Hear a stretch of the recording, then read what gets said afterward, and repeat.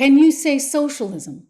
Because that is the trajectory we are on right now, with today the President of the United States coming out slamming big oil. Somehow, this disaster that we're seeing in terms of inflation that's resulting in incredibly low, record low poll numbers for none other than President Joe Biden. Well, guess what? He thinks that it's all because big oil is deliberately trying to hurt him and the American consumer. So his answer? Oh, he's going to use his emergency power to tax that you know what out of big oil. Let me just say, like, that's really going to work? Are you kidding me? You think that that is actually, Joe, going to result in lower oil prices? What it's actually going to result in is companies saying, I don't need to be in this business. Guess what?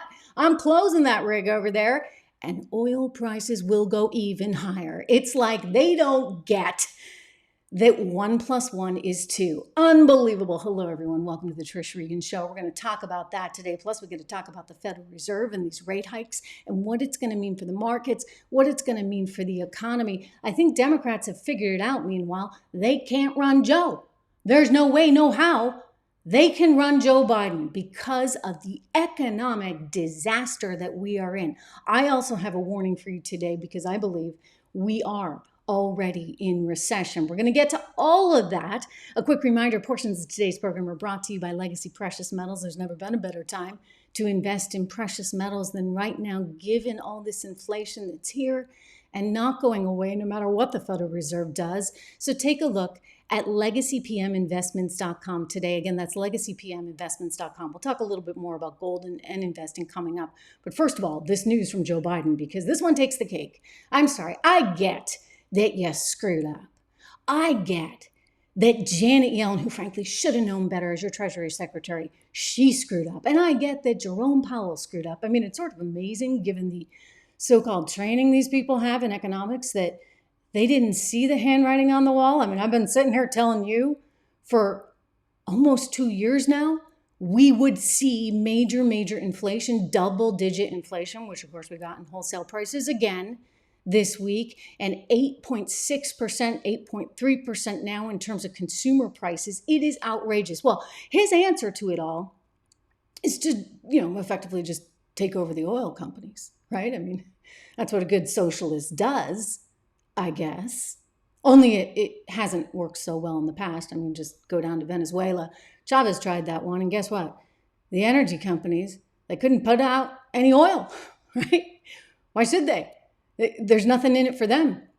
And that's what Joe Biden is proposing all over again. Why not do that here in the United States? We got those oil companies. They're making too much money. He thinks that if they make too much money, he needs to use his emergency powers to force them to not make money.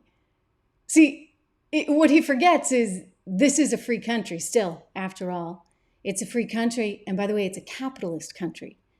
And so companies are in business to make money, right? I mean, that's the entire point of being in business. And if you're not going to make money, then why are you going to do it? I'll tell you one of the reasons why we don't have enough of an energy supply right now is pretty darn simple. Joe Biden came into office. He killed Keystone. He made it very, very clear that he didn't like the entire sector. Now, I say this as someone who has absolutely nothing against green energy. Go for it. I'm all for it. But don't make the American people pay via such tremendous hardship thanks to $5 and still climbing gasoline. I mean, we've been going straight up for 17 days now.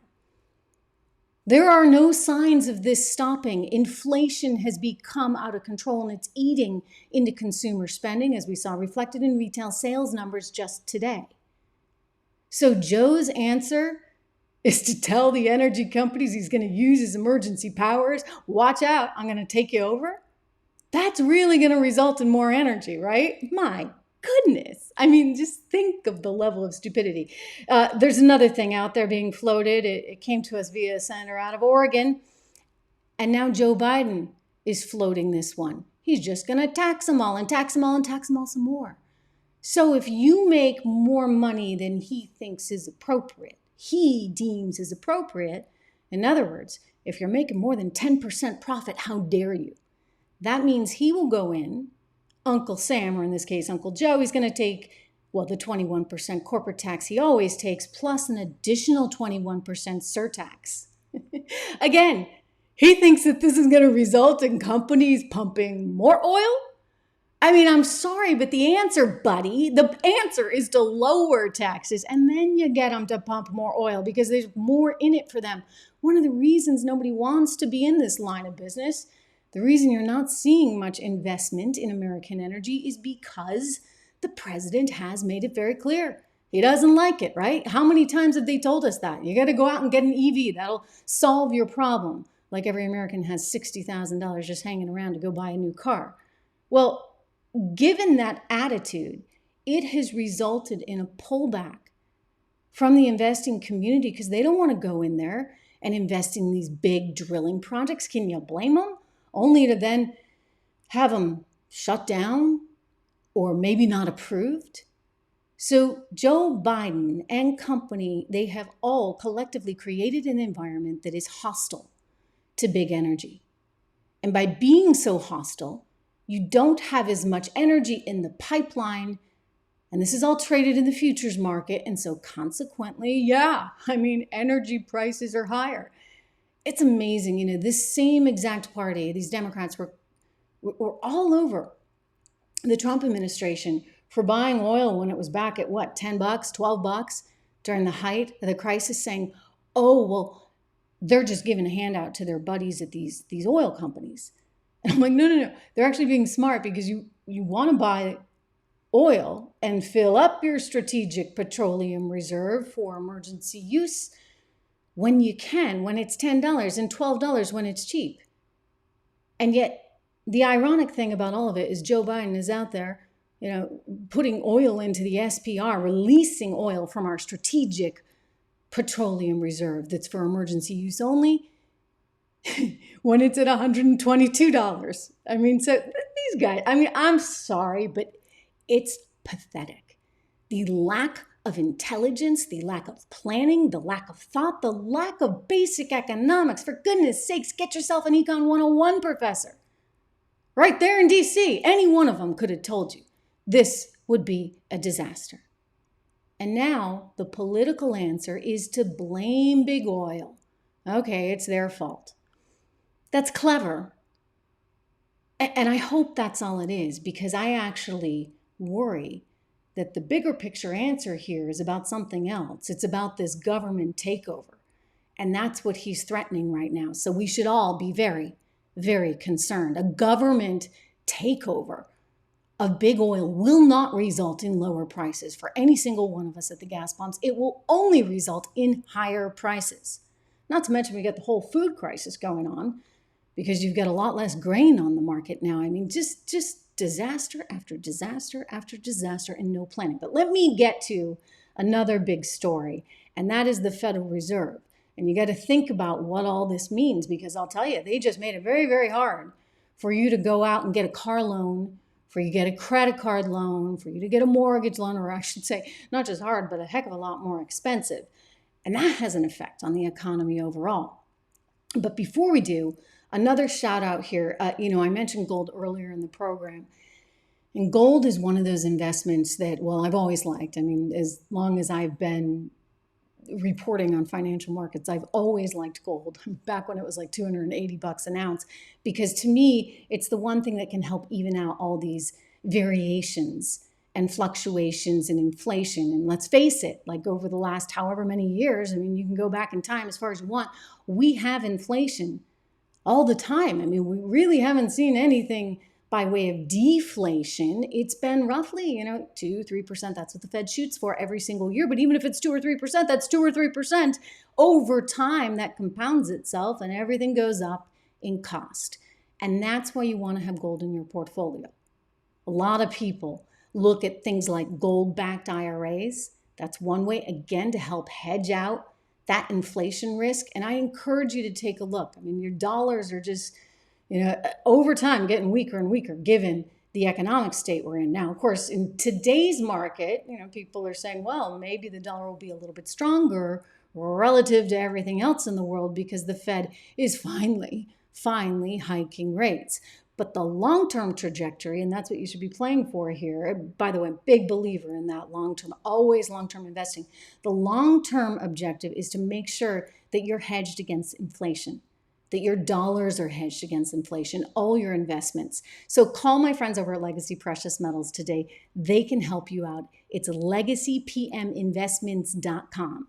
Their number is 1-866-589-0560. Again, that's 1-866-589-0560, legacypminvestments.com. Anyway, let me get to this Fed move that frankly is just too little, too late. Typical Federal Reserve. This particular Fed, however, I'm really, let me be nice. Let me just say I'm disenchanted with them. Let me not be so nice and just say I'm pretty disgusted with them because they had every opportunity in the world to fix this and they never took it. And I'm not sure why. I'm not sure why Jerome Powell would have allowed inflation to go so unchecked and tried to make us swallow this idea that it was somehow transitory. Transitory, my you know what, okay? I'm sorry. But inflation is now embedded in our economy. And yes, I get it. There's external factors going on, but let's still get back to basics. First of all, in terms of energy prices, right? And we've been through this, even though the president thinks somehow it's just a conspiracy against him and everyday Americans buy big oil. The reality is he did this himself, okay? Bad policy on the energy front. And then you have other factors that went into it. He pumped so much money into the economy by way of the $1.9 trillion stimulus. All that money, plus his big stimulus check that went in the mail as soon as he got to office. I mean, my goodness. Meanwhile, Jerome Powell, he saw all that happening. So what the heck was he doing still printing money? I mean, talking about just overkill.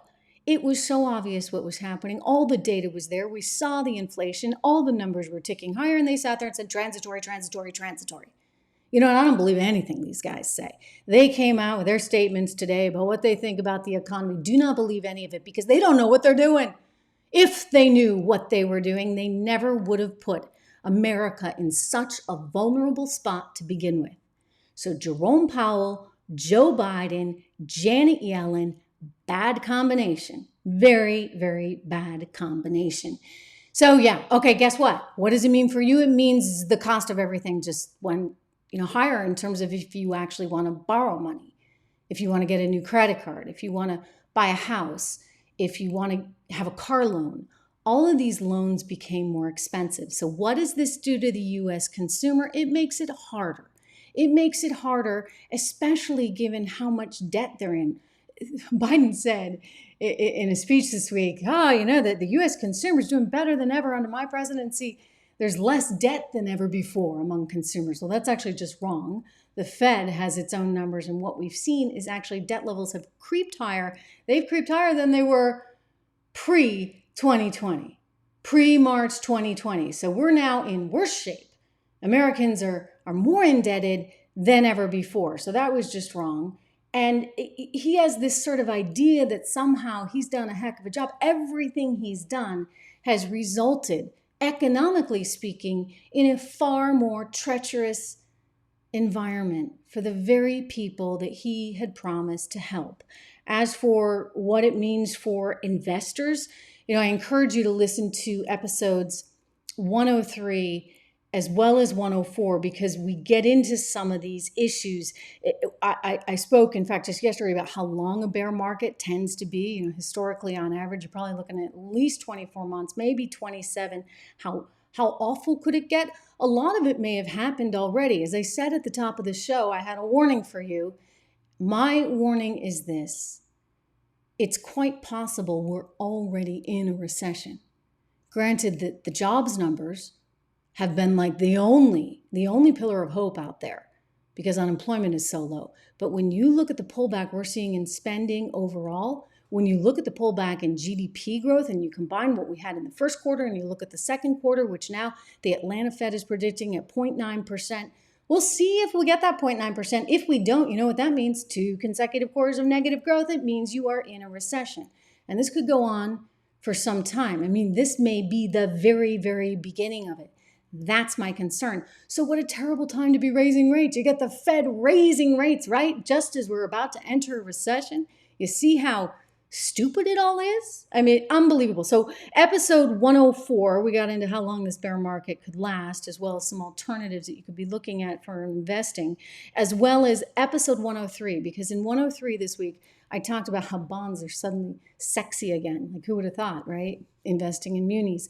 But for people, especially certain people in a certain tax bracket, you should be looking at this because you get a great tax savings. So if you get a 4% yield on a muni, that's more like a 6% yield on the overall market. Still not as high as inflation, but better than sitting there in the bank is just pure cash, because at least you're getting something back. And we saw the yield on the 10-year Treasury note today creep up to 3.4%. It shows you the direction of interest rates, and bond prices are going down, right? So as those bond prices go down and interest rates go up, it suddenly becomes more attractive to be looking at some of those investments. Hey, if you haven't done this already, do me a favor. Make sure you subscribe to the channel. Make sure you like the video.